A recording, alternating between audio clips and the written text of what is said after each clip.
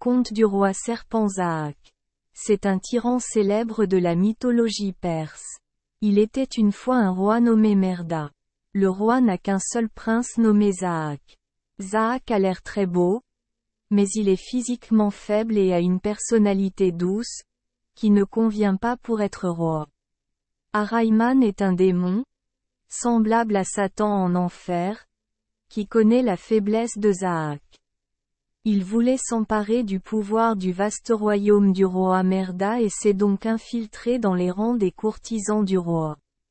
Grâce à sa ruse inhérente, le démon Ahriman devint bientôt proche du prince Zahak. Il infecta la tête du jeune prince de mauvaises pensées et l'incita à tuer son père pour usurper le trône. Présentant sa mort en tombant dans une fosse comme un accident, Zahak a tué son père puis a officiellement hérité du trône. Cependant, le prince commença à regretter ses actes, alors il expulsa le méchant courtisan. N'abandonnant pas, Ahriman a continué à infiltrer la cuisine du palais. Grâce à la magie, il peut cuisiner les plats les plus délicieux au monde que personne n'a jamais mangé auparavant. Ces plats ont immédiatement fasciné le roi à tel point que Zahak, bien que heureux, a même promis qu'il répondrait à toutes les demandes du talentueux chef. Le chef rusé baissa humblement la tête et ne demanda qu'une seule faveur au roi, celle de lui embrasser les épaules en signe de respect. Pensant qu'il avait peur de demander un baiser, Zahak accepta immédiatement.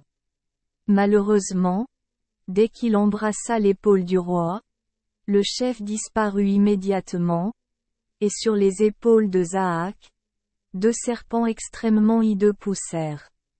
Terrifié, Zahak ordonna à quelqu'un de couper 2 serpents, mais plus il les coupait, plus ils repoussaient et commençaient à mordre les gens autour d'eux. À la fois douloureux et dégoûtant, Zahak invita un célèbre médecin et professeur. À travers le pays sont venus se faire soigner. Ahriman a de nouveau fait semblant d'être médecin pour rendre visite à Zahak. Il a dit qu'il était impossible de couper les 2 serpents sur ses épaules, donc la meilleure méthode était de les nourrir et d'apaiser leur faim en leur nourrissant le cerveau de 2 enfants chaque jour, en échange de la santé et de l'immortalité de Zahak. Tout comme le démon l'a dit, en sacrifiant chaque jour 2 enfants à 2 serpents, Zahak a vécu 1000 ans. Ce furent 1000 ans d'horreur sous le règne du roi Zahak, devenu aujourd'hui cruel et brutal. Son armée conquit et tua les royaumes voisins, et les enfants étaient continuellement emmenés comme nourriture pour les 2 serpents sur les épaules du roi. Le royaume tout entier devint sombre et froid, même le soleil semblait ne plus vouloir briller dans ce royaume maudit. Un jour, Zahak fit un rêve prophétique selon lequel il serait renversé par un garçon nommé Férédin. Il envoya frénétiquement des soldats parcourir tout le royaume pour retrouver et tuer l'enfant, mais Férédin s'était déjà enfui dans les montagnes. Quoi qu'il en soit, la fin de Zahak est proche. Dans le royaume il y a un forgeron talentueux nommé Kaveh. Ses 16 fils furent sacrifiés comme nourriture pour le roi Zahak, ne laissant que sa plus jeune fille. Lorsqu'il apprit que son dernier enfant était sur le point d'être abattu, comme une goutte d'eau, Kaveh échangea le cerveau de son enfant avec celui d'un mouton, puis s'enfuit dans les montagnes avec sa femme et ses enfants. Il rencontra Férédin, le vieil enfant destiné à renverser Zahak.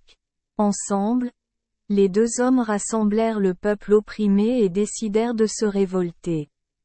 L'armée de Férédin et Kaveh gagna rapidement et attaqua le palais du roi Zahak. Après un duel, Férédin bat Zahak.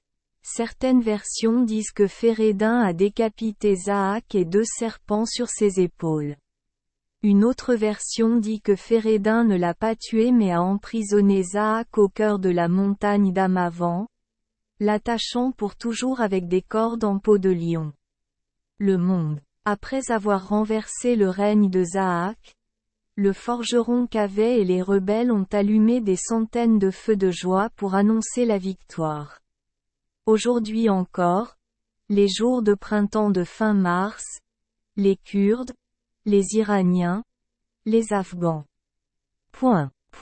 Célèbrent encore leur fête du Nouvel An avec la coutume de porter des torches ou de sauter par-dessus les incendies pour célébrer la légende de vaincre le roi serpent Zahak. Merci les enfants des Esperluette Croisillon 39. Avoir écouté des contes de fées au jour Esperluette Croisillon 39. 8. Espérons que les histoires apporteront aux enfants des moments heureux et significatifs. Si vous aimez notre chaîne, veuillez appuyer sur le bouton S Esperluette Croisillon 39. Abonner, pour ne manquer aucune histoire intéressante. Je vous souhaite une bonne nuit de sommeil et de beaux rêves. Rendez-vous dans la prochaine histoire.